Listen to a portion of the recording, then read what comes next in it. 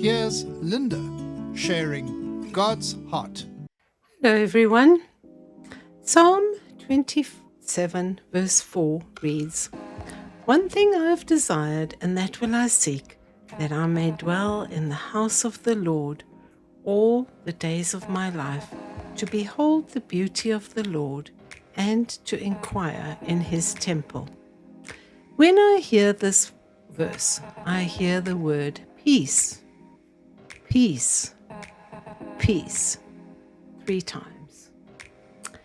Try and picture this. Here we have an extremely busy king who understands where his strength and, as it were, togetherness come from.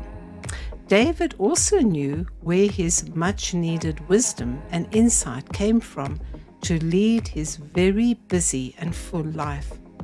It all came from one source, and that is from the giver and sustainer of life.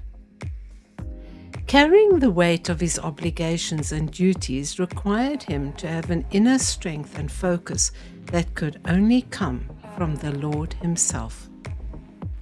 Of the 13 times that David mentions the self-existing one who causes to exist, he speaks of the Lord 3 times in this verse. This is the most times that he does this in one verse in Psalm 27. He knew that spending time in the presence of the Lord was of paramount importance in his personal life, as well as his role as husband, as father, and as king. I sense a desperation in David's desire for peace and quiet in this verse.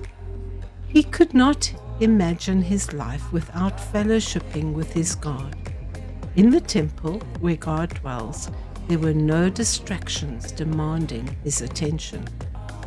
How do we cope with the strains and stresses of our lives nowadays? Never mind ruling a country. David gave us a clue how he managed this and encourages me to do the same. He said, "One thing I have asked of the Lord, and that is what I desire, to dwell in the house of the Lord all the days of my life, to gaze on the beauty of the Lord and to seek him in his temple." Did he consider the Lord's presence a haven to escape to? I have escaped to things like a book, a movie, or food too many times. It would have brought better results had I escaped into the Lord's welcoming arms. And then those times when I have turned my heart to the Lord and set my affection on him, it was much easier to refocus and be refreshed. As an act of my will, I have let go of things that have weighed me down and asked him to fill every void. David speaks about gazing on the beauty of the Lord.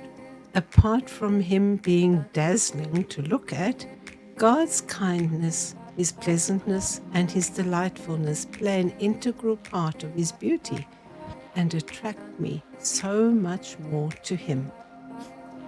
David knew that the only way he could keep his life together was by spending time with the Lord, when the Lord would affirm him and strengthen him to go out and fight those battles another day. So, what would God's heart be for us? I believe it is, "I know what you need every moment of every day. I am your greatest need, and I am more than willing and capable to fulfill your need of me. Come to me, let us carry the tailor-made burden I designed for your life, so that you can learn my unforced rhythms of grace.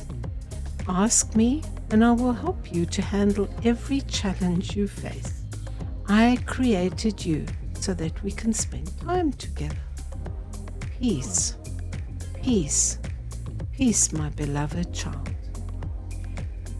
To quote my son from John 16:33, "These things I have spoken to you, that in me you may have peace.